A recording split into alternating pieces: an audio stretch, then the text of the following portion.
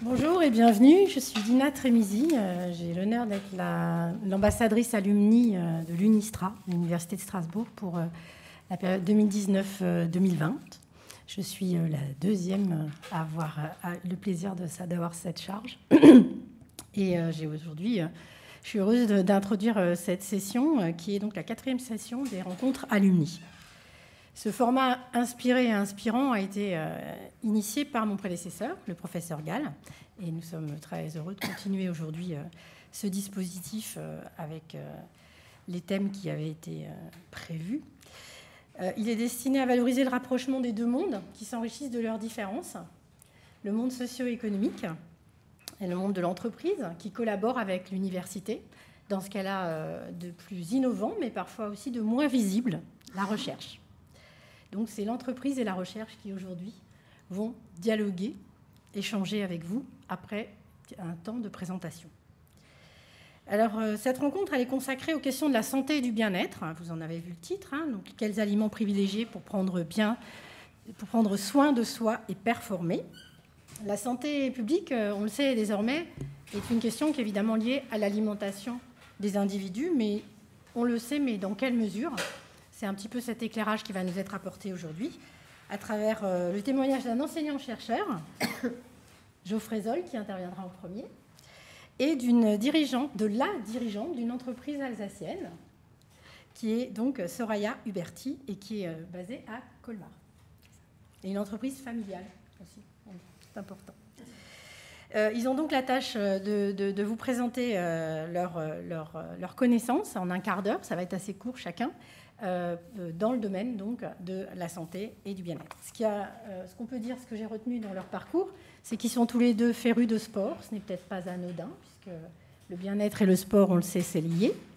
Et puis, ce qui est un peu plus inhabituel pour une entrepreneuse ou pour une chef d'entreprise, c'est que Soraya est également coach en bien-être. Et donc, ce qui m'a, moi, frappé quand j'ai lu leur CV, quand je me suis un petit peu documentée sur leur profil LinkedIn, c'est qu'en tout cas, tous les deux, ils ont dépassé la mission qui leur est fixée dans le cadre de leur métier, puisqu'ils vont au-delà, pour l'enseignant-chercheur, de la question de santé, pour se préoccuper de ce qui peut amener au bien-être en prévention de la santé, sans se concentrer uniquement sur le soigner. Et pour Soraya, donc au-delà de la partie alimentation, elle souhaite accompagner, et c'est la démarche d'Huberti, les utilisateurs de ces produits, les clients de ces produits, dans le changement d'habitude, puisqu'on le sait, le bien-être, c'est aussi une attitude. Voilà, donc je vais maintenant inviter Geoffrey Zoll à venir nous rejoindre. Il a un petit quart d'heure, comme Soraya ensuite, et puis ensuite, il y aura le temps des débats et des questions. Merci.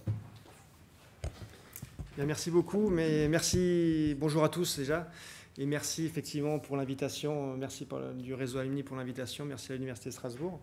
Et effectivement, donc on va parler ensemble, je vais essayer de ne pas faire trop long, un quart d'heure sur effectivement quels aliments finalement privilégier pour prendre soin de soi et performer. Donc je vais essayer à la fois de vous expliquer, enfin, j'espère que vous compreniez un petit peu mieux cette problématique autour de la nutrition. Et on verra un petit peu justement des exemples concrets sur peut-être certains aliments qui peuvent effectivement permettre de résoudre ces deux questions, de répondre en tout cas à ces deux questions. Donc l'alimentation moderne, évidemment, ça pose beaucoup de problèmes. Il n'y a personne qui est épargné par cette problématique de l'alimentation, de la grande distribution notamment. Qu'est-ce qui se passe lorsque l'on consomme les produits qu'on peut trouver notamment dans les grands magasins, dans la grande distribution ? La résultante, si on ne fait pas attention, c'est qu'il y a un véritable appauvrissement à différents niveaux. D'une part, une tendance globale, on le sait, à une baisse de la consommation des fruits et des légumes. Une tendance également à consommer des fruits qui ne sont pas matures. Bien évidemment, ça pose des problèmes en termes ensuite d'apport, on le verra, en antioxydants, en vitamines, etc. etc. Une autre grande problématique qui m'intéresse plus particulièrement, c'est le problème qui tourne autour du sucre et des sucres cachés, des sucres qui n'ont pas forcément cette connotation de sucre qui est la farine. Les farines, elles ne sont pas toutes égales les unes par rapport aux autres. Et ce raffinage du sucre, bien sûr, en termes de santé, ça pose de gros problèmes. Alors des exemples par rapport à ce qu'on peut utiliser, bien sûr, le sucre blanc c'est celui de saccharose, le sucre qu'on consomme si on ne fait pas spécialement attention aux produits. Vous le voyez, par exemple, il y a des minéraux dans le sucre blanc, il y en a 45 mg uniquement, alors que dans le sucre complet qu'on peut trouver dans des bonnes boutiques, il y en a 2000 mg. Donc vous le voyez, si on consomme du sucre blanc, il y a un appauvrissement en la quantité de sels minéraux qu'on peut ingérer. Ici, c'est donné pour 100 g de sucre. Autre problème, il y en a d'autres. Ici, ce n'est pas une liste exhaustive des problèmes liés à l'alimentation moderne, mais un des autres problèmes, c'est également la cuisson. On a beaucoup tendance à cuire nos aliments à des températures très élevées dans le four, par exemple, ou dans une casserole. On va au-delà de 100 degrés et ça peut déstructurer les vitamines, les enzymes, et ça peut au contraire produire des substances qui sont toxiques pour notre organisme. On sait très bien que ça participe notamment au développement de certains cancers. Donc globalement ici, vous le voyez, il y a une carence en apport et également on trouve beaucoup trop de sucre ajouté dans notre alimentation. Alors l'alimentation moderne, on peut la voir au niveau de la cellule. C'est ce que vous avez représenté ici. On est tous faits bien sûr de cellules et la santé, notre santé, elle est en premier dans nos cellules. Si on a des cellules qui ne fonctionnent pas correctement, on va avoir des organes qui dysfonctionnent et on va in fine avoir un organisme qui ne fonctionne pas correctement et le déclenchement et ensuite le développement de différents types de pathologies. Donc la cellule, c'est vraiment elle pour laquelle il faut prendre soin parce que celle-ci, elle est plus fragile qu'on ne peut l'imaginer. La cellule est touchée par justement nos carences alimentaires, manque de minéraux, manque d'oligo-éléments, manque de vitamines. Ça va in fine aller jusqu'au cœur de nos cellules et nos cellules elles vont être moins équipées et elles vont être plus fragiles. Sucre ajouté, on le verra, sucre ajouté, un des stress et la pollution, tout type de pollution, les toxines, etc. La pollution alimentaire, la pollution qu'on a dans nos cités, ça va jusqu'au cœur de nos cellules. Et le risque, c'est que nos cellules ne survivent pas, c'est d'avoir un taux de mort cellulaire. Nos cellules, elles sont renouvelées, ça c'est normal. Mais si on ne prend pas soin de nos cellules, on va avoir un trop grand taux de mortalité, ce qui va être délétère pour notre organisme sur du long terme. Alors, qu'est-ce qu'on peut faire pour prendre soin de nos cellules ? Je vous ai mis ici un triangle qui tourne autour de 3 grands thèmes. D'une part, l'alimentation, c'est ce dont on va parler ici. L'alimentation apporte tout ce qu'il faut pour que nos cellules fonctionnent correctement. Le deuxième grand pilier, ça va être ce qu'on appelle l'homéostasie. L'homéostasie, c'est la faculté de notre organisme à maintenir constant notre milieu intérieur. D'accord ? Donc ça, c'est une grande problématique. On en a parlé déjà un petit peu entre nous tout à l'heure. C'est vrai qu'on a tous ce problème d'équilibrage. On est tous dans un état instable. On a toujours l'impression, à un moment donné, on se dit, ça y est, j'ai réussi à trouver un équilibre, ça va bien. Et en fait, on se rend compte qu'on est peut-être plus tard dans le temps, des périodes qui sont plus compliquées. C'est vrai également au niveau de nos cellules. Elles sont en permanence dans un état de déséquilibre.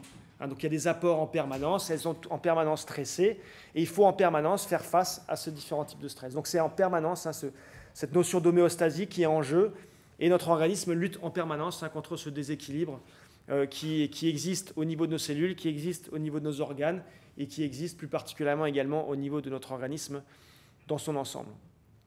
Donc problème d'homéostasie, deuxième grand pilier. Et le troisième qui me tient également beaucoup à cœur, c'est ce problème d'activité physique. Je n'ai pas le temps ici de vous décrire pourquoi finalement c'est important ici de faire de l'activité physique. On pourra en discuter tout à l'heure si vous voulez. Mais il est clair que c'est une quasi-obligation, d'une manière ou d'une autre, nous devons d'avoir une certaine activité physique. Alors ça peut être sous différentes formes, mais c'est important parce que c'est un stimulus qui permet à nos cellules, in fine, de fonctionner correctement.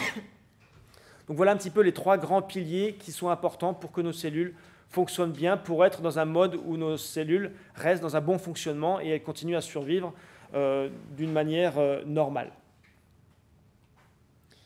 Alors les acteurs de tout ça au niveau de la cellule, parce qu'on y reviendra, on pourra faire le lien entre l'alimentation et c'est justement ces acteurs qui sont importants pour bien fonctionner.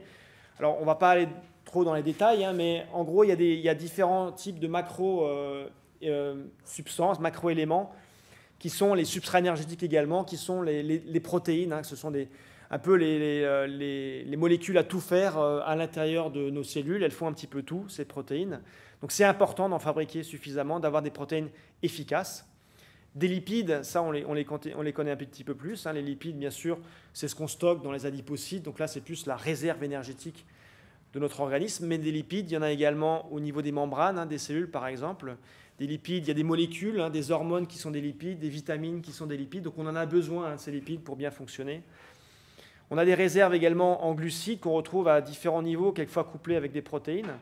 Donc là encore, il faut en avoir des glucides, mais il ne faut pas en avoir trop, hein, parce que si on a trop de glucides, trop de glucose, ça devient au bout d'un moment grandement délétère. Et enfin, d'autres acteurs que sont les enzymes et les vitamines, hein, qui permettent d'accélérer certaines réactions. Enfin voilà, on en a besoin pour également avoir des cellules qui fonctionnent correctement. Et enfin, les oligoéléments, on en entend également au niveau dans l'alimentation, on entend parler un petit peu de ces oligoéléments, hein, le magnésium, le cuivre, le zinc, le sélénium, ce sont des éléments qui sont très importants. On n'en a pas besoin de beaucoup, mais si on n'en a pas, ça ne fonctionne pas correctement. Donc un élément également très important qu'il faut absolument retrouver dans notre alimentation. Alors les conséquences, si on n'a pas tout ça qui arrive dans des bonnes proportions, si on consomme trop de glucides, si on consomme trop de lipides, et surtout les deux ensemble, un glucide-lipide, à ce moment-là, on va stocker formidablement bien, on est très bien équipé pour stocker. C'est quelque chose qui est inscrit dans nos gènes. Et vous le voyez, une des grandes conséquences, hein, de l'alimentation moderne, justement, c'est ce problème qui est une vraie épidémie dans le monde, hein, c'est ce problème de surpoids et d'obésité dans le monde. Vous voyez les chiffres, hein, en 1980, 857 millions de personnes en surpoids et obésité. En 2013, donc 25 ans plus tard ou 30 ans plus tard, on en est à 2,1 milliards de personnes. Hein, donc 600 millions qui sont obèses. Et on le sait maintenant, hein, c'est des chiffres qui datent de 2016, il y a environ 2,8 millions de personnes au moins, hein, qui décèdent chaque année du fait de leur surpoids ou de leur obésité. Hein, d'une manière indirecte, après ça développe, il y a un développement de différents types de pathologies, mais à la base, il y a l'implication, hein, de ce problème de surpoids et d'obésité. Plus grave encore, vous le voyez, ça touche les enfants. Hein, les enfants sont de plus en plus en surpoids ou en obésité. Là encore, vous voyez les chiffres. En 1980, environ 16% des garçons et des filles avaient des problèmes d'obésité et de surpoids, et on passe à 20, on approche les 25%, et c'est le cas également en France. Et vous le voyez, ça touche également, donc ça touche évidemment beaucoup les pays, hein, développés, hein, qui ont un problème de malbouffe évident, mais ça touche également les pays en voie de développement qui de plus en plus vont vers les mêmes types d'alimentation que nous dans nos pays occidentaux notamment. Donc vous voyez, ce problème, c'est vraiment un problème qui est au niveau de la planète entière, et qui touche un nombre de personnes de plus en plus important. Alors des solutions, bien évidemment, il y en a. On a tendance, j'allais dire, on les connaît tous, hein, on nous le dit, hein, manger équilibré, 5 fruits et légumes, ayez une alimentation saine et variée, etc. Donc ça, on le sait, hein, bien sûr, je ne vous apprends rien. Mais il n'empêche qu'on a du mal, on a tous un petit peu du mal à le mettre en place, hein, parce que il y a plusieurs composantes qui font qu'on a du mal, et notamment l'industrie agroalimentaire, qui ne va pas forcément dans le sens de nous simplifier la vie lorsque l'on fait les courses dans les grands magasins. Donc effectivement, ce qui est important, alors on en parlera, hein, de cette alimentation saine et variée. À côté de ça, les solutions, comme je vous le disais, c'est de faire du sport, de faire de l'exercice physique, quelque chose qui vous plaise, sans que ce soit excessif, bien au contraire. Trouver le plaisir dans cette activité, à faire à plusieurs également. Et voilà, donc à chacun un petit peu de prendre le temps de trouver un exercice, un sport qui lui plaît. Là encore, on pourra y revenir si vous voulez. Autre solution, évidemment, c'est d'aller vers une complémentation peut-être au niveau de l'alimentation lorsqu'on a un petit peu des problèmes, aller vers des bons compléments en termes d'antioxydants, vitamines, minéraux, oligo-éléments, différents types ou un mélange de ces oligo-éléments, et aller vers des bonnes huiles également, riches notamment en oméga 3. On a tendance à consommer trop peu, hein, d'oméga 3, donc ce sont des huiles particulières. On a tendance à consommer toujours les mêmes huiles et pas suffisamment des huiles comme les issues par exemple du lin, les poissons gras et le colza, etc. Donc des huiles qui permettent d'apporter certains acides gras qui sont extrêmement importants pour être en bonne santé. Et après, on peut également, à côté de ça, aller vers des soins qui peuvent faire vraiment du bien, comme le shiatsu, la balnéo, l'ostéopathie, tout ça en fonction des besoins de chacun. Alors nous, je vais maintenant aller un petit peu vers ce que nous on fait au niveau de la recherche.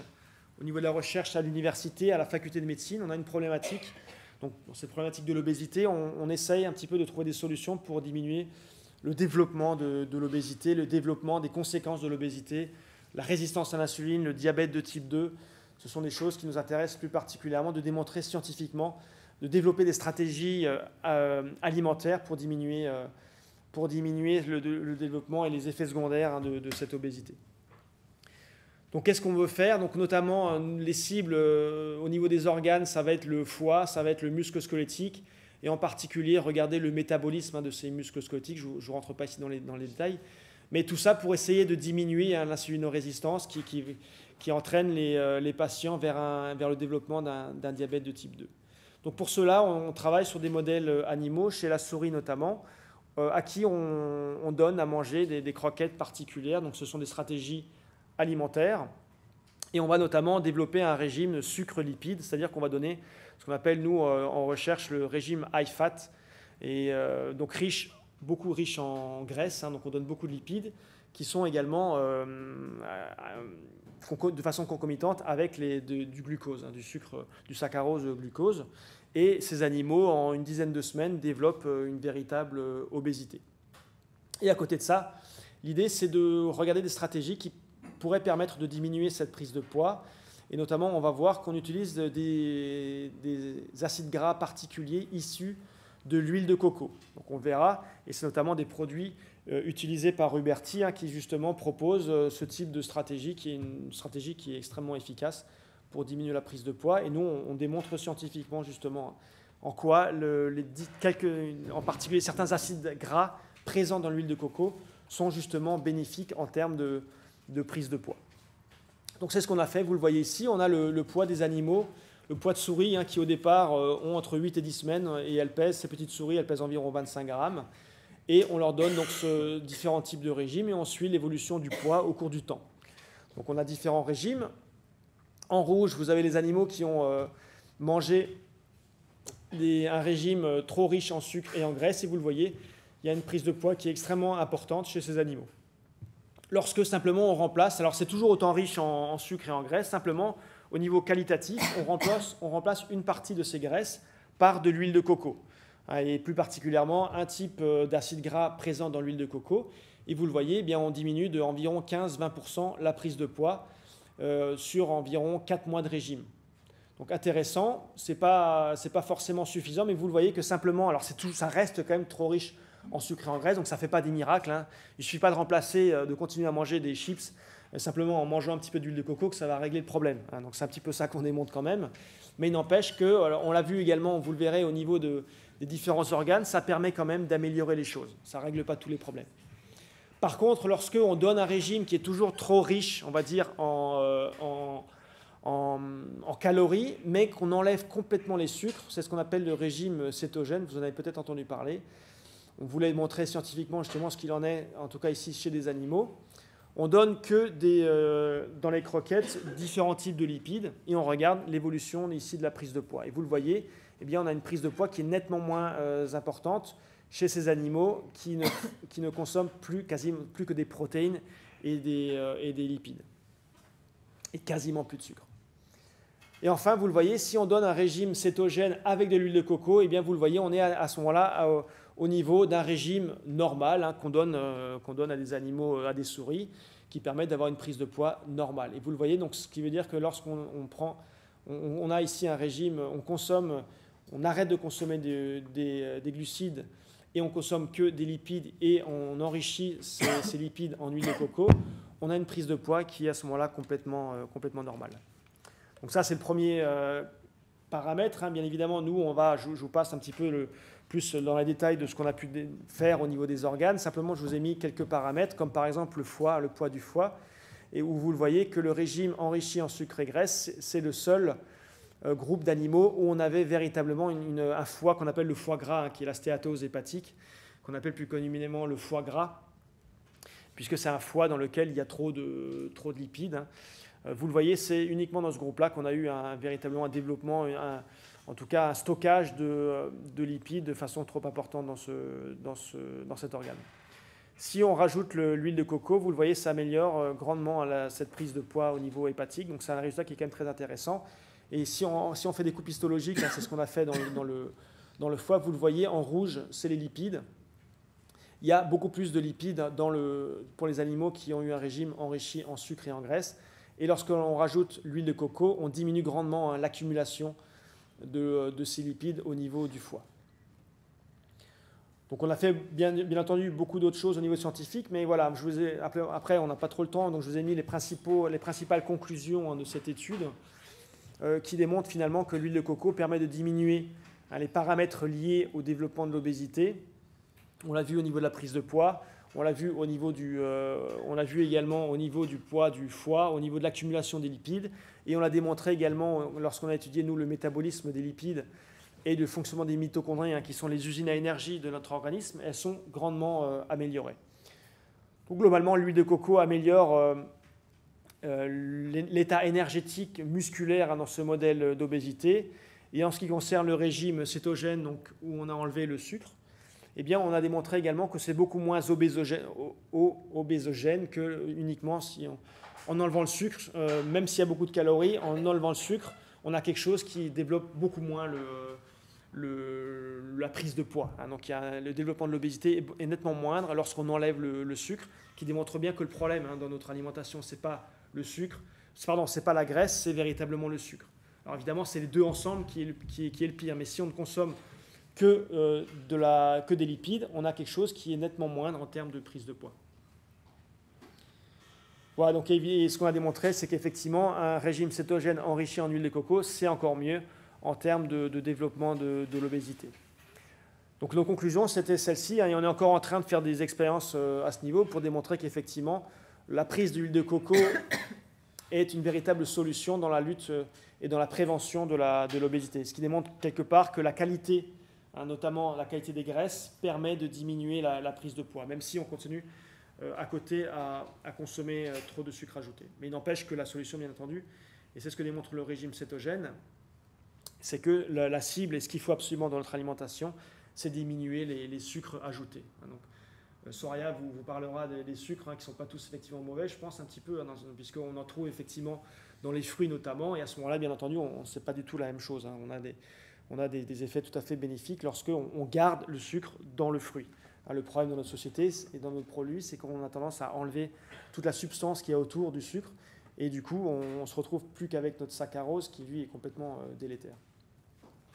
Alors, si on en revient à notre question qui est de répondre quels sont les aliments qu'il faut privilégier pour prendre soin de soi et de performer, je vous en ai ressorti ici quelques-uns, sous forme de pyramide, puisque performer, on s'adresse plus à des sportifs, c'est pas forcément la peine pour ceux qui n'essayent pas qui ne font pas la compétition, on n'est pas forcément obligé de performer. Par contre, c'est évidemment très important en termes de prévention des pathologies chroniques notamment, de prendre soin de soi pour éviter justement ce risque notamment de prise de poids. Alors quelques aliments que moi, et dont surtout on connaît scientifiquement des effets bénéfiques, c'est d'une part le brocoli, on en parle assez régulièrement. Le brocoli, il y a notamment une substance qu'on appelle le sulforaphane qui permet d'avoir des effets bénéfiques en termes de métabolisme, et c'est évidemment comme d'autres aliments, comme d'autres légumes verts, c'est riche en différents types de minéraux, et globalement c'est riche en fibres également, et globalement c'est vraiment un aliment qui est extrêmement bon pour la santé. Alors évidemment, il ne faut pas manger que du brocoli, parce que là, au bout d'un moment, c'est toujours pareil, si on ne diversifie pas, ça devient contre-productif. Donc, mais bon, brocoli une fois par semaine ou une fois toutes les 2 semaines, c'est parfait. Alors évidemment, il faut en rajouter d'autres aliments, mais voilà, sachez que c'est un des aliments qui est extrêmement bénéfique pour la santé. Des avocats également, riches en différents types de lipides, riches et très bons pour la santé. Les œufs, je suis un partisan de consommer des œufs à la coque, pas forcément tous les matins, mais si vous aimez ça, il ne faut pas vous en priver. Le problème du cholestérol, c'est pas du tout, on l'a diabolisé pas du tout à juste titre, ces œufs. Et consommer des œufs le matin, par exemple, au petit déjeuner, des œufs à la coque, c'est extrêmement bénéfique. Et en termes de protéines, en apport de protéines, c'est juste les bonnes proportions, ce qui n'est pas étonnant, puisque c'est ce qui nourrit évidemment le fœtus de l'oiseau qui est dans l'œuf. Donc c'est évidemment tout ce qu'il faut pour être en bonne santé. Je vous ai mis également le miel, qui est également riche en sucre, c'est vrai, mais s'il y a des sucres, on peut consommer quand même des sucres dans une journée. Donc si à choisir, c'est ceux-là qu'il faut choisir. Le miel apporte tout un tas d'autres éléments, oligo-éléments minéraux qu'on retrouve dans les bons sucres, dans les bons miels. Donc là encore, attention, tous les miels ne sont pas bons à manger. Il faut là encore aller vers du local, vers des apiculteurs locaux et pas aller vers des miels qui viennent d'Amérique du Sud, qu'on peut même trouver dans des boutiques qui vendent du bio et qui malheureusement vendent du bio qui vient de l'autre bout du monde. Donc je ne vous parle même pas de l'empreinte carbone. Donc voilà, donc c'est vraiment quelque chose qui par contre à faire attention. N'achetez pas du miel en grande surface, surtout pas, mais achetez du miel qui vient de votre apiculteur qu'on peut trouver quand même assez facilement. Apiculteur alsacien puisqu'on est ici en Alsace. Et puis, mais si vous habitiez ailleurs, ce serait du miel d'autres régions, bien sûr, du miel. On en a partout en France.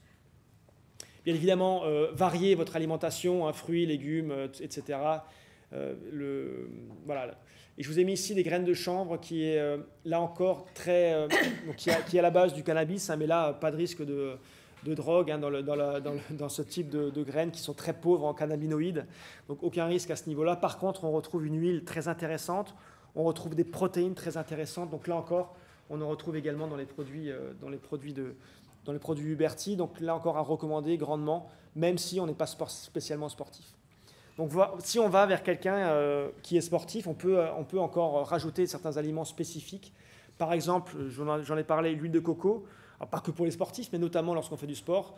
C'est vraiment une évidence parce que ça améliore notamment les facultés métaboliques de nos muscles squelettiques. Donc un bon produit bon pour la santé et uniquement bon pour la santé. La cannelle, j'aime beaucoup de bonnes choses également, antioxydants, oligo-éléments, un petit peu tout. Donc très bon, très bien, énergisant, etc. Donc une très bonne molécule. Et de façon plus globale, les différents types d'épices, c'est généralement également, alors il faut faire attention à la provenance également, mais pareil, très bon à tous les niveaux et notamment pour les sportifs. Et je vous ai mis comme également une plante, un fruit très intéressant, qui est la mûre blanche. Là encore, vous le retrouvez chez Huberty, c'est pas du tout pour faire de la publicité, mais nous, c'est des choses vraiment scientifiques qui ont été démontrées. Il y a beaucoup d'articles scientifiques qui démontrent les bienfaits de ces différentes substances, de différents aliments. Et notamment, donc en plus, on peut en produire en France. Alors ça peut provenir beaucoup de l'extérieur, mais là encore, si on parle un petit peu de l'impact carbone qui de plus en plus va faire partie de la problématique, ça c'est une évidence.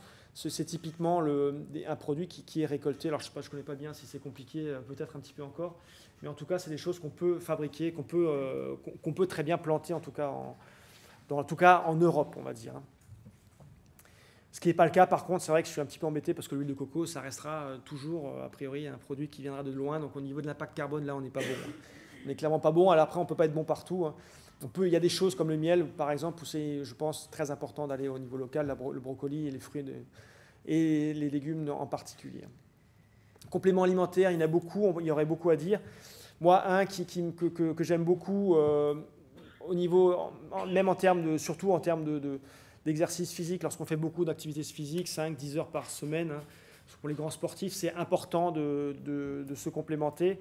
Et une petite algue qui existe depuis 1 milliard d'années et qui continue d'exister, c'est la spiruline, qui est très riche en beaucoup de choses, et notamment en protéines.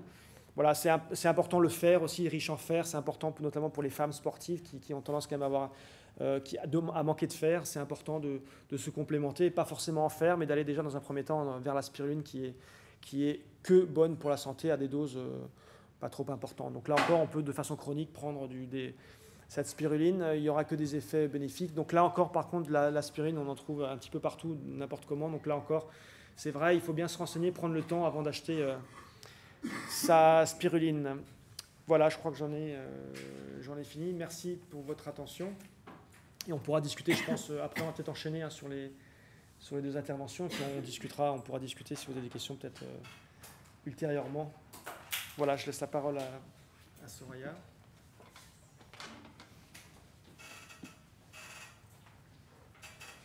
Bonjour à tous, merci d'être là. C'est un thème qui est très important et très actuel. Donc, merci au réseau Alumni de l'avoir programmé. Merci à vous. Alors, je vais commencer par une vidéo pour vous présenter rapidement un petit peu l'entreprise Huberty.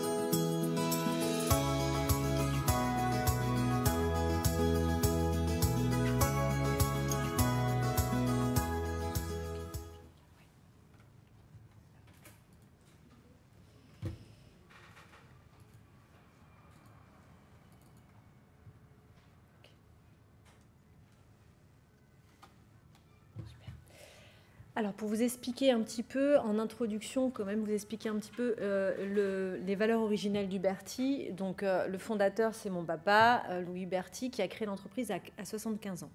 Donc, au départ, il n'était pas du tout entrepreneur, il était naturopathe, professeur de yoga. Et donc, il avait une clientèle dans le cadre de cette profession. Et il a créé, du coup, le vinaigre en 77. Il a commencé à le commercialiser, donc un vinaigre enrichi aux plantes. Comme ça fonctionnait bien, son comptable lui a gentiment préconisé de créer une entreprise parce que ça commençait à être un petit peu problématique. Et il a créé l'entreprise en 2000. Donc moi, j'ai repris la direction en 2012 en tant que gérante et donc je suis aussi formée en tant que naturopathe. C'est juste pour vous expliquer que finalement, déjà à la base de la création de cette entreprise, il y avait quand même des valeurs au niveau santé, au niveau bien-être qui était là. Moi, j'ai été élevée dans le bio, j'ai été éduquée dans le yoga, donc quoi qu'il en soit, c'est quelque chose qui est naturel. On n'est pas dans l'opportunisme, puisque actuellement, le bio, c'est hyper tendance, et c'est là où on voit la différence entre ceux qui s'y mettent, et sans critique de ma part, parce que ça marche, et les entreprises comme nous, et il y en a quand même pas mal, qui sont dedans depuis très longtemps, quoi. Voilà. Donc notre métier, en fait, déjà on est une entreprise familiale, ça c'est clair, on est basé à Colmar et on s'est construit sur plusieurs pôles d'activité. Donc il y a la fabrication de vinaigre de cidre aux plantes, donc on enrichit d'extraits végétaux. Donc le plus connu c'est le 50 extraits où vous avez 50 plantes, algues, fleurs, et donc qui est préconisé aussi bien en usage interne qu'externe. Vous avez également, c'est plutôt moi qui l'ai développé là, toute la gamme qui a été présentée dans le petit film de Chiabol, de Nutribol, avec des tendances actuelles. Donc pour revenir à ce que disait Geoffrey, en respectant les bonnes graisses, on n'ajoute pas de sucre dans nos mélanges, on essaye de jouer sur les fruits secs, donc la présence de fruits secs qui va sucrer naturellement, mais comme il y a une présence de fibres, ce n'est pas négatif, c'est positif, voilà. Contrairement quelquefois à, par exemple, la mode qui a été sans décrier sur les boissons, comment ça s'appelle ? Pas les smoothies, mais les extracteurs de jus. Les extracteurs de jus, donc c'est un punch vitaminique, c'est super, sauf que vous n'avez pas les fibres. Donc du coup, c'est hyper punchy, mais c'est pas super bon en termes de sucre, quoi. Après, on est vraiment dans l'innovation, on a toujours été dans l'innovation. On essaie de créer des recettes vraiment originales, voilà, où il n'y a pas trop de concurrents. On fait hyper attention, et ça depuis le début, au sourcing des matières premières. Alors nous, on a des matières premières qui viennent un peu du monde entier. Pourquoi ? Parce qu'on vient de la naturopathie, donc on respecte les médecines traditionnelles. Donc la médecine ayurvédique, la médecine traditionnelle chinoise. Et effectivement, là, je suis en collaboration avec un monsieur qui est en train de faire pousser des baies de goji dans le Bas-Rhin. C'est super. Sauf qu'on a aussi envie de se dire, on va chercher les produits là où ils sont dont l'origine est historique. Voilà, c'est un peu à un moment donné, il faut se positionner en termes de cohérence. Donc, effectivement, nos mulberries, par exemple, viennent de Turquie parce que traditionnellement, on en trouve beaucoup en Turquie et c'est utilisé depuis la nuit des temps au niveau de pâtisserie. Mais si on peut valoriser le côté production française, on le fait. Et surtout, donc, ce qu'on fait, c'est qu'on essaie de développer des filières et des partenariats avec des producteurs pour que ce ne soit pas de l'intensif, quoi, on conditionne et on distribue des produits bio. Donc nos clients principaux, ce sont des magasins bio dans toute la France et même à l'international. Et puis surtout, on a mis en place aussi l'animation d'ateliers au niveau de la nutrition. C'est l'expertise coaching aussi. Donc on va dans les collèges, dans les lycées. Parce qu'on se rend compte, moi j'ai des enfants, j'ai un adolescent de 12 ans, donc je vois bien de ce qu'il attire. Et l'idée, c'est d'aller dès le plus jeune âge, d'aller leur expliquer un petit peu qu'il faut faire attention parce que, contrairement à, même si je ne suis pas très âgée, moi, à ma génération, il y avait quand même beaucoup moins d'offres. Là, c'est complètement dingue. On va dans les magasins, c'est complètement dingue. On est dans la surconsommation. Et nous, adultes, on a déjà du mal à faire la part des choses, comme disait Geoffrey, mais les enfants, c'est encore pire. Notamment dans cette période un petit peu charnière de l'adolescence, où il faut faire un peu comme les autres. Donc voilà, et en fait, notre philosophie, c'est on essaye de privilégier tout ce qui est naturel, voilà, le côté le moins transformé possible. Notre expertise, donc, moi, quand je crée les recettes, je me base, et mon père, c'était pareil, sur nos connaissances et notre expertise en naturopathie. La naturopathie n'est pas reconnue en France, donc c'est pour ça que moi, j'ai besoin d'une expertise scientifique aussi, pour asseoir tout cela. Donc là, je vous ai mis les définitions, mais en gros, la naturopathie, c'est quoi ? Contrairement Alors déjà, on peut tout à fait travailler avec l'allopathie et c'est conseillé, hein, on n'est pas dans deux mondes différents, mais disons que la naturopathie, là où elle s'est différenciée, c'est qu'elle prend en compte la globalité de l'être, c'est-à-dire qu'on ne traite pas le symptôme. Quand on a mal à la tête, on ne va pas donner des cachets pour enlever le mal de tête, on va essayer de comprendre pourquoi on a mal à la tête et quel est le lien avec l'alimentation, l'hygiène de vie. Donc on va un petit peu plus loin. Donc ça prend plus de temps, hein, c'est comme tous ces remèdes un petit peu naturels, ça prend plus de temps, il n'y a pas d'effet tout de suite.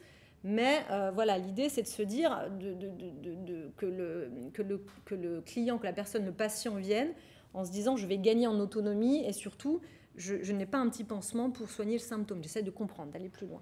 Donc ça, c'est la base de l'entreprise. Le constat, c'est de se dire, la qualité bio, c'est super. C'est la base.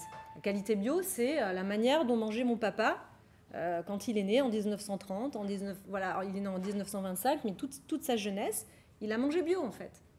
Il n'y avait pas de pesticides, il n'y avait pas tout ça. D'accord ? Donc la qualité bio, c'est juste retrouver, finalement, la manière dont on mangeait avant. Les fruits sont moins beaux, je vous l'accorde, mais il n'y a pas tous ces produits chimiques. Par contre, ça ne suffit pas. Le constat que j'ai fait, c'est de me dire que quand je vais dans les magasins bio, c'est super, il y a des produits bio, c'est génial, sauf que quand on regarde, quand on s'amuse à regarder les ingrédients, on se rend compte que ce n'est pas forcément bon pour la santé. Pourquoi ? Parce qu'il y a beaucoup de sucre, il y a du mauvais gras. Bio, ça ne veut pas dire finalement nutritionnellement cohérent. Donc c'est là où nous, on s'est différenciés, c'est qu'on se dit, on va un peu plus loin que ça. On ne met pas juste le petit post-it bio, on veut aller plus loin, on veut que ce soit des recettes cohérentes et qui apportent du bien-être aux consommateurs. Donc effectivement, c'est ce que j'inscris, j'évite absolument le sucre, donc je ne rajoute pas de sucre.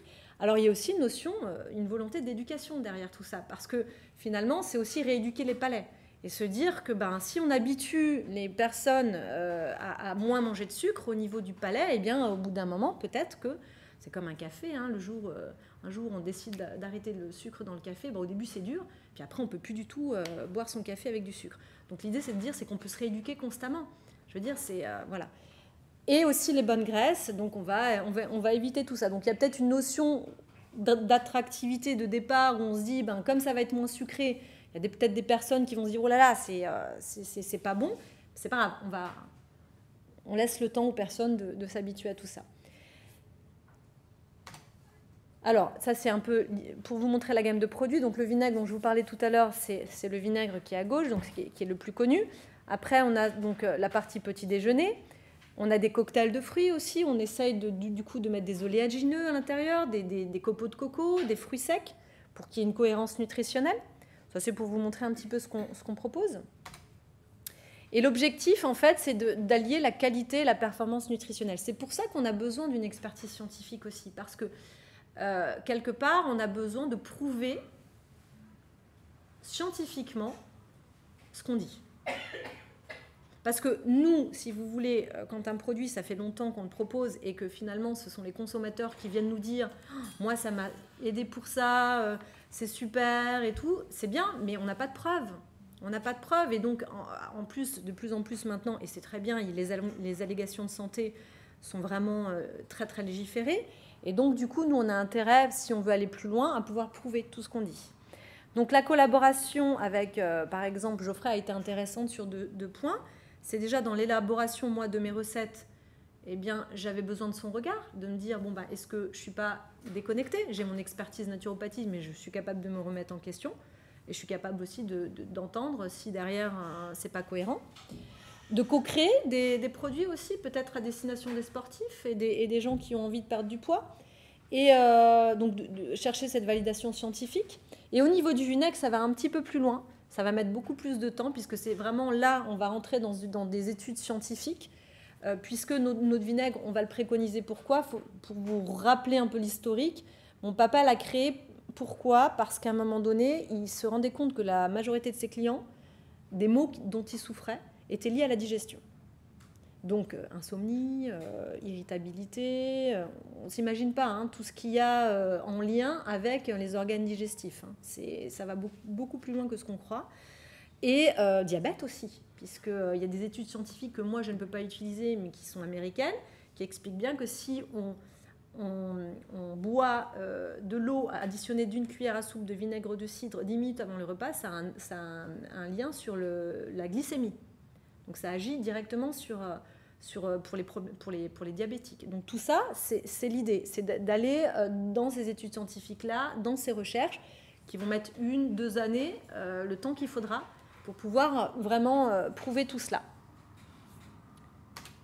Voilà, donc ça, c'est pour pouvoir un petit peu se différencier des autres aussi, parce que c'est pas évident pour le consommateur de s'y retrouver dans les magasins entre beaucoup de marketing, où vous allez avoir des marques qui vont être très bons en marketing et vraiment mettre en avant plein de choses, mais qui ne sont pas vraies.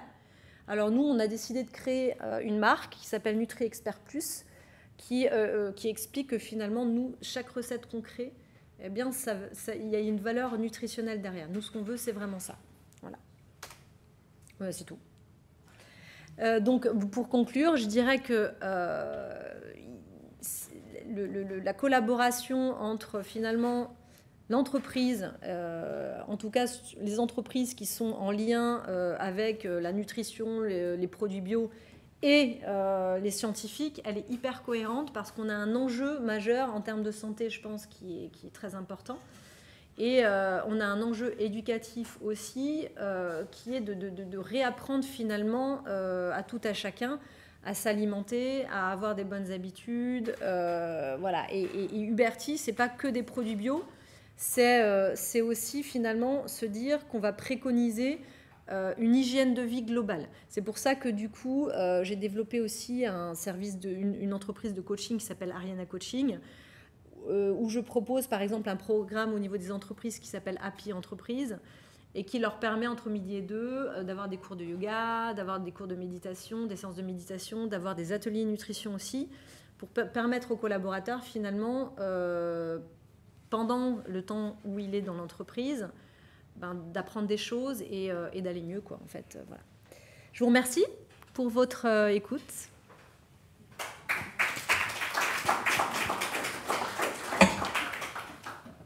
Merci à vous pour vos interventions. Alors moi, je vais lancer un peu le débat en vous posant 1 ou 2 questions. J'en ai une première pour vous, Geoffrey. On en avait parlé lors d'une interview. Mais d'où ça vient cette addiction au sucre et le fait qu'on soit des bons stockeurs de graisse? Parce que je trouvais que la réponse était intéressante. Ça marche. Oui, donc effectivement, on en avait parlé. Là, c'est vrai que je n'ai pas trop abordé ce sujet. Donc l'addiction au sucre, ça vient en fait effectivement de notre ancêtre, qui est l'Homo sapiens sapiens, qui a vécu bien avant nous, il y a 50 000 ans, 100 000 ans, et encore avant. Il était effectivement, on retrouvait à ce moment-là, dans son mode de vie, il y avait très peu de sucre présent. Ce qui fait que le sucre était quelque chose de rare, qui était quelque chose de précieux, c'était lié à des baies qui pouvaient trouver dans la nature. Et une des adaptations qui a dû se mettre en place, alors on ne sait pas trop comment, peut-être des gens savent, mais en tout cas moi je ne sais pas comment ça s'est passé, mais c'est un petit peu dans le sens où avec le sucre, il y avait des vitamines, il y avait des antioxydants, donc c'était bon pour la santé, c'était bon pour notre ancêtre. Et du coup, notre cerveau, il a mis en place une aide finalement pour développer cette envie d'aller chercher ce type d'aliments sucrés et qui apportait tout un tas de molécules bonnes pour la santé. Ce qui fait que c'est quelque part notre cerveau qui a développé une réponse avec ce sucre qui était présent dans ces fruits pour dire voilà, ça c'est bien, c'est bon, plaisir. En gros, c'est ça, c'est le cerveau, il nous dit, c'est ce qui se passe quand vous mangez du sucre. Ça reste, c'est-à-dire que vous avez ce côté plaisir, il y a des neurotransmetteurs qui sont délivrés dans les circuits qui vous donnent ce côté plaisir. Pendant 10 minutes, un quart d'heure, vous êtes bien parce que vous avez mangé la moitié d'une tablette de chocolat. Notre ancêtre, il avait ce côté plaisir, mais lui, il avait mangé des baies, des myrtilles, etc. Et c'était bon. Donc, il reste malheureusement, c'est un des restes d'une longue évolution où le sucre est une espèce d'addiction parce que malheureusement, pendant des dizaines de milliers d'années, avec le sucre, il n'y avait que des choses qui étaient bonnes pour la santé. Et la deuxième, c'était sur les stockeurs de graisse. Les stockeurs de graisse, pareil, c'est aussi un peu une adaptation dans le sens où pendant des milliers d'années, il y avait des périodes qui étaient difficiles, où on avait peu à manger. Donc on a sélectionné quelque part des très bons stockeurs. Ceux qui n'étaient pas capables de stocker pendant les périodes où il y avait à manger, eh bien, ils disparaissaient pendant les périodes où il y avait, ça pouvait durer longtemps, des périodes où il y avait peu à manger. Ce qui fait qu'on a quelque part sélectionné des bons stockeurs. Donc on est tous relativement bons pour stocker. Je peux poser une question complémentaire sur le sucre ? Et le côté association dans l'éducation de la récompense aux bonbons et à la sucrerie qu'on remet, il y a peut-être un peu de culturel aussi. Voilà, exactement, vous avez complètement raison, où on fait un peu cette erreur. En plus, on va dans ce sens-là, mais c'est parce qu'on utilise ce système, nous aussi, quelque part. Ce qu'utilise l'industrie agroalimentaire, justement, qui s'engouffre dans cette faille de notre cerveau, on s'y engouffrait, nous aussi, avec nos enfants, nos petits-enfants, en leur donnant en récompense, quand ils ont fait quelque chose de bien, le petit côté sucre. Donc en plus, on renforce ça par notre éducation, absolument. Après, l'inverse, ce que je disais aussi, c'est que si on prive complètement les enfants de sucre, alors qu'ils le voient à l'école, leurs copains qui ont des sucres, etc., on leur dit non, les bonbons, c'est pas bon, pas de bonbons. À 18 ans, souvent, qu'est-ce qui se passe ? On arrive à l'université de Strasbourg, tranquille, enfin notre appartement, qu'est-ce qu'on fait ? On se jette à ce moment-là... c'est des frustrations qu'on peut enfin combler, et on peut les combler comme ça pendant toute notre vie. Donc il faut faire attention aussi de ne pas aller dans une extrême. Il faut donner le bonbon à l'enfant. Moi, c'est ce que je fais. Je vais au McDo, je leur dis, vous voyez, ça, c'est pas bien. Mais au moins, ils sauront ils savent, et je leur explique à chaque fois. Je leur dis, voilà, ça, tu vois, les frites, c'est dégueulasse, quoi. C'est pas bon. Le Coca, c'est pareil. Mais ils y vont quand même. Et comme ça, ils se rendent compte, ah ouais, papa, c'est vrai, c'est vraiment pas bon pour la santé. C'est pas bon pour la santé, mais au moins, ils savent de quoi ils parlent. Ils y ont goûté. Et ils n'ont pas cette frustration de jamais aller au McDo. Et pareil avec les bonbons. Donc, moi, je leur donne aussi des bonbons. Je dis, voilà, mange ton bonbon, mais c'est pas bon. Et ils se rendent compte tout seuls. Et finalement, même ma petite fille qui a 3 ans, elle veut une sucette, ok, je lui achète une sucette, et après elle la garde en main, elle la mange même pas en fait. Mais au moins elle n'a pas la frustration. Alors je sais pas si je fais peut-être des erreurs aussi, mais voilà, c'est un peu le mode de fonctionnement aussi, parce que si on va dans l'inverse, ensuite on est dans la frustration, et c'est pas forcément quelque chose qui est très bien, et voilà. Bon, après, je dis pas que je fais une éducation parfaite, loin de là, mais en tout cas, voilà, ça peut être un mode de fonctionnement. Je pense qu'il ne faut pas en tout cas être dans les extrêmes. Et vous, Soraya, vous y avez un peu répondu, mais je me demandais pourquoi choisir de développer un vinaigre et pas autre chose. Alors au départ, c'est un peu ce que j'ai expliqué. Alors il a vécu pendant pas mal d'années aux États-Unis, et il y avait le docteur Jarris qui là-bas dans le Vermont, qui avait déjà développé dans les années 50 pas mal d'études sur l'intérêt du vinaigre de cidre. Donc il y était à cette période-là, donc il l'avait rencontré, ils avaient échangé ensemble, ils avaient collaboré un petit peu ensemble là-dessus, et c'est vrai que ça lui a fait un feedback, un élastique au moment où il s'est installé en tant que naturopathe. Au bout de quelques années, il s'est rendu compte que finalement il a fait cette connexion en se disant mais finalement il y a plein de choses qui sont liées à ces problèmes digestifs, quoi. Et donc, après, avec toutes les recherches des plantes associées, parce que ce n'est pas que le vinaigre de cidre, c'est aussi ces 50 plantes qu'il y a à l'intérieur. Voilà. Et je lisais un peu sur le site de votre société qu'au début, on vous prenait pour des fous. Et je voulais savoir comment a évolué le regard de la société. Alors, c'est vrai que mon père, il a pris, excusez-moi du terme, il a pris cher, parce que il a été au tribunal. Il y a des médecins qui ont porté plainte contre lui à l'époque. On le prenait pour un you-you, pour une secte, pour tout ce que vous voulez. Et maintenant, c'est à la mode tout ça. Donc, c'est vrai que il est arrivé, il était précurseur. Il a toujours été précurseur. Il a des fois été peut-être trop en avance sur certaines choses, mais c'est vrai que maintenant, c'est plus. Moi, je vis plus du tout. Je vis d'autres frustrations. Je tiens à le dire quand même. C'est plus difficile d'entreprendre. C'est plus. Il y a plus de législation et tout ça. Donc, c'est compliqué dans ce sens-là. Il faut vraiment avoir envie. Il faut être motivé actuellement pour avoir une boîte. Mais par contre, c'est vrai que au départ, c'était pas évident pour lui, quoi. Et une dernière petite question à vous, Geoffrey. On a bien compris l'intérêt pour l'entreprise de faire appel à un chercheur. Et quel est l'intérêt pour le chercheur de travailler avec une entreprise ? Question. C'est un petit peu de sortir de son laboratoire, quoi. C'est ce que j'avais envie, ce que j'ai eu envie il y a quelques années, c'est que j'avais envie. Déjà, je suis maître de conférence praticien hospitalier, donc je ne suis pas médecin, je suis physiologiste scientifique. Donc praticien hospitalier, c'est d'avoir une pratique hospitalière. Moi, ce que je me suis tourné, j'ai réfléchi, je me suis dit que là où je pouvais vraiment apporter, c'était dans la prévention. Donc même si je ne soigne pas directement effectivement les patients, l'idée c'est d'aller dans la prévention, ce qui je trouve manque un petit peu dans notre société, en France notamment, c'est le côté préventif. Donc j'essaye de mettre une partie de mon énergie, de sortir du laboratoire, d'aller dans des conférences, d'aller vers les gens, d'aller aussi dans l'éducation. Je vais dans les classes en école primaire, au collège.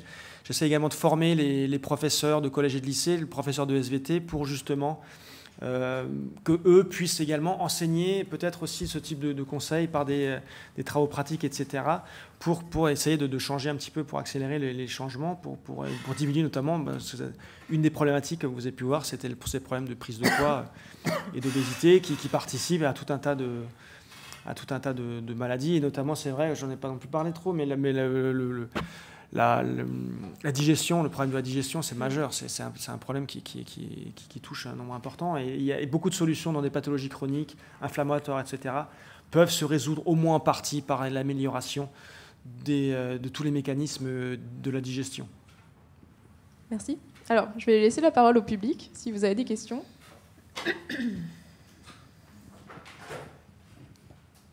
J'en ai plusieurs, mais j'en avais déjà une très courte. Par rapport à l'huile de coco, est-ce que vous conseillez de l'utiliser que crue ou est-ce que cuite, elle a aussi des bénéfices? C'est-à-dire pendant la cuisson, au moment de la cuisson. Est-ce qu'on a intérêt à l'utiliser en cuisson aussi? On peut. C'est une des huiles qui résiste bien aux hautes températures. Donc, comme l'huile d'olive, etc. Après, c'est un petit peu dommage, je dirais, de peut-être l'utiliser, mais l'idéal, c'est de le mettre en fin de cuisson. C'est-à-dire, après la forte cuisson, vous rajoutez votre huile de coco à ce moment-là. Dans la cuisine ayurvédique, c'est la base, c'est l'huile de coco. Mais après, dans les gâteaux, par exemple, les gâteaux, c'est bien. Ouais, les gâteaux, par exemple, typiquement, vous pouvez utiliser l'huile de coco. Elle gardera ses vertus dans le gâteau. Et une autre question, j'en aurais d'autres, mais j'en pose une importante pour moi. Est-ce que vous avez un avis scientifique sur la pratique du jeûne, 1 ou 2 fois par an, un jeûne de 3, 5, 7 jours? Qu'est-ce que vous pouvez dire là-dessus? Je pense que effectivement, c'est intéressant. Il faut que ce soit bien encadré. Il ne faut pas faire ça n'importe comment. Ce n'est pas forcément évident avec notre mode de fonctionnement. Lorsqu'on travaille, etc., c'est peut-être pas forcément évident, mais pendant les vacances, par exemple. Et je pense qu'il faut faire appel à un spécialiste, effectivement, au moins au départ. Et puis il faut s'écouter, etc. Il faut s'écouter pour voir un petit peu si ça se passe bien ou pas. Il ne faut pas forcer les choses. Mais je pense que c'est intéressant. Et là encore, c'est intéressant parce que ça revient un peu au régime cétogène. C'est qu'on active des voies de survie un petit peu de notre organisme, et de temps en temps, ça ne lui fait pas de mal. Parce que là encore, je pense que notre ancêtre, pendant des milliers d'années, ça arrivait assez régulièrement qu'il active ces voies de survie, qui mettait un petit peu les choses en place. Ça permet de purifier les organes, etc. Donc oui, je pense que c'est une pratique... En termes cellulaires, ça peut avoir des apports intéressants au niveau des cellules en elles-mêmes. Oui, ça génère les corps cétoniques qui sont fabriqués au niveau hépatique, qui sont des substrats énergétiques qui vont nourrir les cellules, en remplacement du glucose. Ça va nourrir notamment votre cerveau. Et on sait que c'est quelque chose qui peut réverser pas mal de mécanismes qui étaient en train de se mettre en place au début de certaines maladies, par exemple. Ouais. Et comme par hasard, ça a été mis quelque part, à un moment donné, ça a surgi dans les religions même, puisque finalement, c'est pas autre chose. Dans les religions, les principales religions monothéistes, apparaît finalement quelque part ces jeunes. Donc c'est pas pour rien, c'est qu'à un moment donné, ils ont dû se rendre compte, les érudits, que c'était quelque chose qu'il fallait mettre en place pour aller mieux. Ça dépassait le cadre spirituel. Oui, c'est pour Soraya. Vous avez dit que vous allez chercher vos produits sur place, très loin. Est-ce qu'en ce moment, c'est pas... on exalte les circuits courts? C'est un problème? Si, justement, c'est pour ça que dès lors que je peux, par exemple, il parlait du chanvre, bien moi, je collabore avec un producteur de chanvre, par exemple, dans le sud-ouest. Donc, je vends les produits... il y a du chanvre en Chine aussi, et je préfère l'acheter en France dès que je peux. Idem, par exemple, pour la spiruline. Maintenant... Il y a une incohérence aussi de la part du consommateur, excusez-moi, je le dis en discutant avec mes clients qui sont les magasins bio, c'est que effectivement la spiruline française est celle qui marche le moins dans les magasins bio. Voilà, par exemple, le chanvre français a plus de difficultés à se vendre que le chanvre qui vient d'autres pays. Pourquoi? Parce qu'il y a ce positionnement prix qui est explosif. Donc, il y a un moment donné, il faut aussi se rendre compte que dès lors qu'on peut vraiment avoir des circuits courts, il faut le faire. Maintenant, il y a aussi tout un travail à faire de nettoyage de nos terres. On est quand même un des grands producteurs, consommateurs de pesticides, malheureusement, en France, proportionnellement. On n'est pas les plus... Et donc, du coup, le temps que ces terres se nettoient, il va falloir du temps aussi. Donc, en attendant, il faut bien... voilà. Et la baie de goji, par exemple, qui est l'exemple type qui vient de Chine, effectivement, moi, ce que je fais pour garantir la qualité, c'est que même si j'achète un produit qui est de qualité bio, je réanalyse systématiquement. Donc, ça me coûte à peu près 20 000 € par an, ce que je ne serais pas obligée de faire. Et donc, je vais aller chercher sur 400 molécules pesticides, fongicides, insecticides, et je vais également aller chercher les métaux lourds pour m'assurer que la qualité est bonne. Et c'est là où, moi qui ai l'expérience d'importer des produits, je peux vous garantir que quelquefois on a des surprises. Quelques produits qui viennent d'Europe arrivent en positif, en traces de pesticides, alors que jusqu'à présent, le goji, je suis un des premiers importateurs, des premières entreprises qui l'a importé en 2007. J'ai jamais eu de traces sur la baie de goji de Chine. Jamais. Donc la réalité, elle est là. C'est qu'à un moment donné, on peut être étonné, c'est-à-dire qu'il faut aussi faire attention, je pense, à tous ces discours qu'on peut avoir sur certains pays blacklistés où finalement, oui, il y a des choses graves qui se passent, mais pas que. Voilà.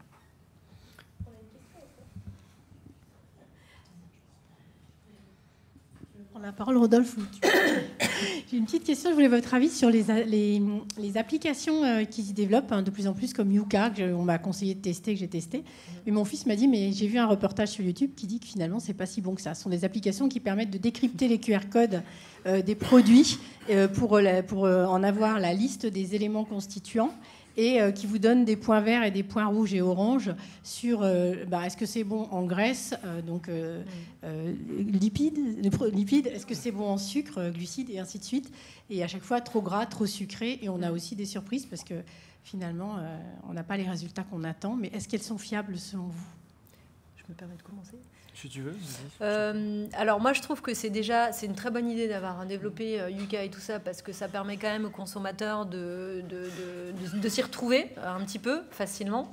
Maintenant, c'est comme un peu l'idée du Nutri-Score qu'ils sont en train de mettre en place. Attention, le problème c'est que si pour un consommateur lambda qui va s'arrêter à ça, c'est hyper restrictif et ça prend pas la globalité de l'aliment. On va parler des fruits secs dont il parlait tout à l'heure. Moi, j'ai des produits, par exemple, qui vont être peut-être mal positionnés parce que c'est des cocktails de fruits. Donc forcément, le taux de sucre, à cause du fructose, va être élevé. Eh ben, ils vont pas avoir une bonne note. Donc ça va pas assez loin dans l'explication. Je pense que tous tes produits ont une bonne note avec Yuka, à mon avis. Oui, mais... Enfin, je sais pas, on pourra essayer d'ailleurs, mais... parce que vu les critères Yuka, ouais. Par exemple, Yuka, typiquement, vous prenez du sel, vous mettez Yuka, il va vous dire trop salé. En même temps, quand on achète du sel, forcément, c'est un peu trop salé. Donc, généralement, ça va. Le sel, on ne le mange pas comme ça.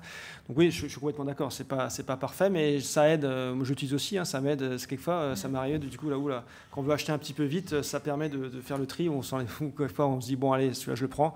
Je regarde avec Yuka. Bon, non, je le prends pas. Voilà, donc... Il y a des chaînes de commerce, comme Intermarché, par exemple, qui ont décidé de travailler sur la base de ces applications alimentaires, pour éradiquer de leur rayon des produits qui avaient vraiment composé, donc encore une fois avec des choses plutôt dissimulées dans le manufacturé, ce que vous disiez tout à l'heure, pour les éradiquer de leur rayon. Je ne suis pas les seuls, je crois Carrefour en Espagne. Mais ça, ce sont les consommateurs. C'est les consommateurs qui utilisent Yuka, je crois, qui ont mis la pression un petit peu. Donc en fait, c'est le consommateur qui va faire changer les choses. Oui, c'est ça. Après, Yuka, le problème, c'est qu'il y en a toujours qui essaient de contourner le système pour se débrouiller, pour être juste limite, pour être... voilà, donc il y en aura toujours, malheureusement, qui vont... Et c'est pour ça que c'est compliqué dans les grands magasins. C'est parce qu'il malheureusement, il y a des sociétés qui ne jouent pas le jeu et du coup, qui essaient de vous tromper, quoi. Et comme le miel, quand vous voyez le miel, moi, ça me rend dingue quand je vois ça en grand magasin. Il y a un nom typiquement, ils mettent limite le drapeau français avec un nom bien français, apiculteur depuis 150 ans. Et puis on regarde et en fait c'est des apiculteurs qui récupèrent le miel qui vient de l'autre bout du monde et les pots sont faits en France. Donc ça, pour moi, c'est la véritable tromperie. Parce que si on ne regarde pas correctement, on se dit, ça y est, c'est un miel super de l'apiculteur des Pyrénées, là. Et en fait, pas du tout. C'est le pot qui s'est mis en pot en France. Donc moi, ça me rend dingue, parce que alors qu'il y a du miel, fait partout en France. Donc je trouve ça. Et puis voilà, le miel, on peut rajouter du sucre dedans. C'est difficile à contrôler si c'est vraiment. Voilà. Typiquement ça, l'huile d'olive aussi, c'est très. Je trouve ça incroyable de voir que dans les grands magasins, il n'y a plus 1 litre d'huile d'olive qui est d'origine française. Je trouve ça, et même dans les magasins bio en l'occurrence. Hein. Donc. Oui, c'est le prix. Et puis, il y a aussi la notion... Le prix reste le même. C'est la marge qu'ils font qui est plus importante. Peut-être. Parce que si vous achetez un pot de miel d'Alsace, vous allez... Mais l'huile d'olive, c'est... Chez le producteur, elle est à 15 ou 20 euros le litre. On n'a pas accès à ces prix. C'est ça. Dans le sud de la France, Oui, c'est ça. Ouais. Ce sont les prix, c'est un peu l'incohérence. Et puis après, tu as aussi la notion de... On n'est pas comme en Allemagne, on n'est pas protectionniste ici. Donc forcément, voilà, si tu vas avoir un producteur français et l'autre, on va prendre l'autre, quoi. C'est comme ça. Ouais. Oui, s'il vous plaît. Madame Huberti, une question. Justement, pour revenir à la teneur en sucre et en sel, qui est quand même quelque chose d'important, est-ce que vous le mesurez systématiquement et vous fixez-vous vous-même, justement, par rapport à d'autres produits manufacturés, des seuils, mettons, inférieurs ou pas, et si oui, scientifiquement, quel est l'apport, par exemple, que vous pouvez apporter, vous, monsieur le professeur, par rapport à ce sujet qui est quand même la base aussi de l'alimentation? Alors déjà, on est obligé effectivement d'analyser, puisque maintenant vous avez les tableaux de valeurs nutritionnelles qui sont obligatoires, donc les lipides, les glucides, voilà, même dans les lipides, vous avez aussi les graisses saturées et polysaturées, donc on va un peu plus loin que ça. Après, là où c'est un petit peu délicat, on ne peut pas s'arrêter à un taux de sucre simplement parce qu'il ne différencie plus maintenant le sucre raffiné dans les analyses du fructose, par exemple. Ou, par exemple, si on devait mettre un sucre de coco qui est de qualité plus intéressante qu'un sucre raffiné. Donc, en fait, on ne s'arrête pas au taux de sucre. Parce que si on s'arrête au taux de sucre... ça ne suffit pas pour que le produit soit cohérent nutritionnel. On va plutôt privilégier... Vous allez mettre le bon sucre, si je puis dire. Voilà, c'est ça. Le bon sucre. Voilà, on va plutôt privilégier l'apport de sucre, bon sucre. Voilà, sucre de coco, c'est comme tous les sucres. Si vous en consommez 10 fois plus que du sucre normal, ça va vous faire aussi un mauvais effet. Mais c'est plutôt ça. Effectivement, après, la collaboration avec Geoffrey, notamment sur les petits déjeuners dont je parlais, c'était, valide un petit peu cette partie sucre, quoi. Ouais, et à ce niveau-là, justement, il n'y avait rien à dire, honnêtement, en termes à ce niveau-là. Après, on a plus travaillé ensuite sur les apports en minéraux, etc., sur des choses qui sont plus compliquées. Mais au niveau global de tout ce qui est sucre, sucre et sel, les produits salés, de toute façon. Ça, j'en mets pas. Voilà, donc. Et le sucre dans tous les produits Huberti, honnêtement, il n'y a rien à dire. C'est pas du tout pour aller dans le sens, mais honnêtement, vous pouvez regarder. Et surtout, en plus, j'allais dire complètement, c'est que là où on peut consommer justement le plus grand pourcentage de sucre, c'est le matin. Et c'est beaucoup des produits justement pour les petits déjeuners. Et c'est le matin qu'il faut consommer. S'il y a des sucres à consommer, c'est le matin.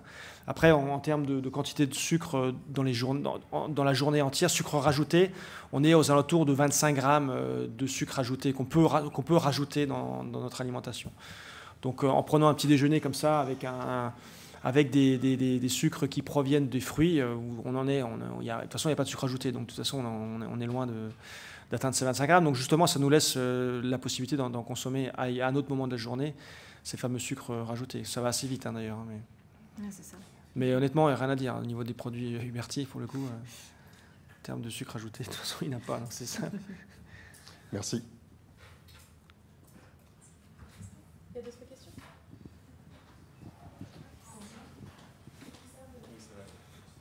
Merci. Merci en tout cas pour votre présentation. Juste, quelle est la partie, on a parlé des fruits, des légumes, etc. Et sur les produits animaux, j'ai juste des questions au niveau scientifique ou autre. C'est quel est l'apport alors, il y a beaucoup de débats en ce moment sur l'alimentation animale. Mais est-ce qu'il y a encore un intérêt à manger de la viande pour être en bien-être ou pas ? Enfin, quelle serait une position un peu scientifique intéressante sur la consommation de produits animaux, par exemple ? Alors, par exemple, les œufs, j'en parlais, pour moi c'est très bien, c'est un très bon aliment qui, à mon avis, est essentiel pour les jeunes enfants notamment, de manger un œuf à la coque le matin, c'est vraiment un apport vraiment très intéressant. Après la viande, c'est vrai qu'il y a plusieurs problèmes, bien évidemment, les différents types d'élevage, etc. Ce qu'on donne à manger, pareil, ce que je mets dans certaines de mes conférences, c'est que j'explique que nos aliments sont très mal nourris, du coup ils sont appauvris également en apport, en ce qu'ils peuvent nous apporter. Donc c'est le premier point, c'est qu'on se retrouve avec de la viande dans laquelle il n'y a plus tout ce qu'on devrait trouver, puisque les animaux ne consomment pas l'ensemble des lipides, par exemple, qu'ils devraient consommer. Donc ils s'appauvrissent en oméga 3, oméga 6, en acides gras insaturés, etc., etc. Donc ils n'ont pas du tout une bonne alimentation, la plupart de nos animaux. Donc c'est vrai que ça enlève beaucoup à l'intérêt de consommer de la viande. Après, il y a des études, j'ai vu justement passer récemment là, des études qui montrent que finalement, consommer 3, 4, 5 fois par semaine de la viande, c'est pas ça qui augmente de façon significative le risque de développer certains cancers. Après, voilà, donc c'est ce qui semblait dire pourtant, c'est qu'effectivement, il ne fallait pas consommer plus de 3 fois de la viande par semaine, parce que sinon, on augmentait certains risques de différents cancers. Donc ça semble être un petit peu plus nuancé. Après, effectivement, je pense que c'est important, si on aime consommer de la viande, de bien choisir son type de viande, de bien choisir là où on l'achète, la viande également. On peut trouver également des circuits courts, parce que c'est vrai qu'après, il y a le problème de l'empreinte carbone aussi, de la viande qui est extrêmement importante. Donc ça de plus en plus, vous allez en entendre parler, parce que de plus en plus, je pense qu'on va essayer de faire des efforts à ce niveau-là. Donc là, au niveau de la viande, c'est ce qui est le plus coûteux en empreinte carbone. Je ne sais pas si ça répond à vos questions. Moi, je suis plutôt pour être clair, moi je suis plutôt pour consommer un petit peu de viande, mais de la bonne viande, et effectivement pas plus que 3-4 fois par semaine. Ouais. Peut-être la cuisson aussi Ouais. les apports de la consommation. Oui, après le barbecue, évidemment, les saucisses en barbecue, voilà, ça c'est sûr qu'il faut consommer de la bonne viande et puis correctement, et la cuire correctement. Ouais. On va encore prendre une ou deux questions. Oui, moi c'était aussi par rapport au mode de cuisson, de façon générale. Est-ce qu'il y a des modes de cuisson privilégiés ou pas de cuisson du tout? Qu'est-ce qui est le mieux pour avoir des bons apports alimentaires en fait, en termes, justement des cellules, etc. Pour la viande. Tout, pour tout. Pour les légumes, je pense qu'on va être d'accord, c'est de cuire à la vapeur, cuire les légumes à la vapeur. Donc là, encore pareil, des bons légumes, mais les cuire à la vapeur si vous voulez les cuire. À la vapeur en cocotte minute ou sans cocotte minute? Non, alors pas en cocotte minute, non, à la vapeur. Cuisson vapeur, il y a de l'eau qui bout et puis au-dessus, il y a vos légumes qui baignent juste dans la vapeur, mais pas sous pression. Ouais. Ça prend plus de temps, mais bon, après, et puis pareil, les laisser un petit peu croquants, parce que là, c'est pareil, vous allez avoir le plus du coup de vitamines qui vont rester sous une forme où les vertus sont maintenues, quoi. Et puis effectivement, certains légumes, les consommer crus, surtout dans les périodes été, évidemment, concombres, etc. Il y a plein de légumes où il faut les consommer crus. Et par contre, évidemment, quand on arrive dans l'hiver, on va plus vers les soupes avec des légumes préparés à la vapeur. Ensuite, vous-même, etc. Et là, on est dans quelque chose qui est excellent pour l'instant. La bonne soupe de choux qu'on cultive en Alsace, c'est parfait. C'est là. Alors, on ne sera pas dans quelque chose. On va pas, il me semble, si j'ai bien compris, qu'on ne va pas forcément respecter tout ce qu'on a dit dans ce qu'on va consommer après. Donc, vous fermerez les yeux. Mais voilà, en Alsace, on mange. Il faut se faire plaisir également. Le message, je pense que c'est ici, c'est au niveau chronique, de façon chronique, c'est important peut-être d'avoir des bonnes habitudes alimentaires. Ça n'empêche pas de se faire plaisir de temps en temps, d'aller au restaurant pour se faire plaisir, même si derrière, on sait qu'on ne va pas forcément très bien digérer. Mais bon, c'est important de garder aussi le plaisir de déguster. Et ça passe pas par toujours des repas qui sont forcément tous bons pour notre estomac et nos intestins. Mais voilà, c'est trouver un bon équilibre. Une fois de temps en temps, une fois par semaine, ou une fois toutes les 2 semaines. À mon sens, c'est pas grave de faire des excès, de boire un Coca-Cola. C'est pas ça qui va nous tuer. C'est la régularité. Si tous les matins vous buvez un Coca-Cola, là par contre, c'est nettement moins bien. Ce qui arrive, c'est des choses qui sont... Tout à fait, bien sûr. Je pense que ce qui est intéressant, c'est finalement de manière globale, que ce soit pour la cuisson des légumes, c'est apprendre à être à l'écoute de soi. Parce que quand je parlais d'autonomie tout à l'heure, l'idée c'est de se dire, ok, par exemple en naturopathie, on préconise énormément le cru. Pour moi, le cru, c'est pas quelque chose qui me va. Parce que voilà, ça va me... C'est plus difficile à digérer, énergétiquement, enfin voilà. Bon. Mais c'est super bien pour certaines personnes. Et l'intérêt, c'est de se dire, OK, quand je mange ça, qu'est-ce qui se passe? Comment je me sens? Et au fur et à mesure, si vous êtes à l'écoute de vous-même, eh ben, vous allez pouvoir finalement trouver la bonne manière de cuire. Bon, après, il y a la manière de cuire pour maintenir un bon niveau vitaminique, parce que voilà. Et puis, il y a la manière de cuire aussi pour vous permettre de bien digérer et d'être bien. Voilà. Et c'est vraiment ça, c'est d'être à l'écoute de soi. De toute manière, quand on est à l'écoute de soi et qu'on va au McDo une fois de temps en temps et qu'on n'est pas habitué, on voit bien ce qui se passe. Hein. Oui, absolument. On voit bien ce qui se passe. Voilà, il se passe des choses au niveau du corps et tout. Donc ça suffit finalement pour apprendre aussi à bien manger, en tout cas à voir ce qui est bon pour soi. Avoir une mauvaise digestion, avoir des gonflements au niveau du ventre, etc., c'est que vous avez un problème. À ce moment-là, c'est qu'il y a un problème quelque part au niveau de l'alimentation. De l'aliment, ouais, c'est ça. C'est pas normal d'avoir une mauvaise digestion. Alors qu'on a tendance, justement, si on fait pas attention, on a tendance à se dire, ouais, bon, bah, c'est comme ça, quoi. Une digestion, on a le ventre gonflé, etc. On a du mal, ça dure longtemps, etc. On est fatigué. Non, c'est juste pas normal. Et alors, on a tendance à s'habituer à avoir une mauvaise digestion, en fait.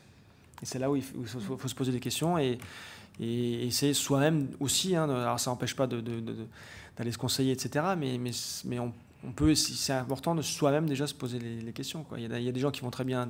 Le lait, on n'en a pas parlé, mais il y en a qui vont très bien digérer le lait. Il y en a d'autres qui ne vont pas du tout bien le digérer. Donc, c'est un problème. Alors moi, pour conclure, j'ai une dernière petite question. On approche de l'hiver. Vous auriez une petite recette pour se préparer à affronter l'hiver? Tu commences, je commence. Oui, vas-y. Comme tu veux. Moi, alors, recette aliment ou recette globale? Aliment. Ok. Déjà, fruits, légumes de saison. Ça, c'est petit 1. Manger des pommes, c'est ça. Manger des pommes, voilà. Bio. Alors oui, pommes bio surtout parce que il y a des choses au niveau bio, par exemple les bananes bio ou pas bio, c'est pas très grave dès lors qu'il y a de la peau qui protège un petit peu. Par contre les pommes c'est catastrophique. Donc faites attention aussi parce qu'il y a des vergers. Moi je vois à côté de Colmar il y a un verger, tout le monde y va. Et je demande tout le temps, mais vous savez s'ils traitent ou pas? Parce que les pommes, c'est un peu catastrophique quand même. Hein. On ne peut pas manger la peau et c'est là où il y a les meilleurs nutriments au niveau de la pomme. Moi, je ferais quand même un petit complément au niveau vitamine C, acérola et tout ça, parce que je pense que le système immunitaire, et on le voit, on est quand même un peu fatigué là, ces périodes de changement de saison. Mais sinon, c'est privilégier fruits et légumes de saison. Alors après, je rejoins un peu ce que dit Laura. Il ne faut pas être non plus... Enfin, il ne faut pas, ce n'est pas une obligation, vous faites ce que vous voulez. Mais je veux dire, l'idée, c'est vous pouvez vous faire plaisir et de temps en temps, manger des tomates, même en hiver, une fois de temps en temps. Voilà, ça fait du bien, on a de la couleur, mais pas tout le temps, hein, s'il vous plaît. Et puis, ça va être au restaurant. Voilà. Mais dans l'idée, c'est ça, fruits et légumes. Je pense que c'est le plus important. Et toi? Oui, tout à fait. Honnêtement, avec des fruits et légumes, je touche du bois, mais ça se passe bien généralement. Après, quand on commence un petit peu, on peut aller vers la naturopathie, ça peut aller vers les huiles essentielles, ce type de... Mais là encore, il faut connaître, il faut avoir quand même une bonne connaissance. Une recette, je crois que c'est par exemple une tisane de thym, citron, cannelle, par exemple, des choses, ce type de... Gingembre, voilà, ce type de cocktail, top. Avec ça, je peux vous dire, quand vous commencez à avoir un petit rhume, ça s'améliore assez rapidement. Eh bien, merci. Je pense qu'on peut Merci les applaudir.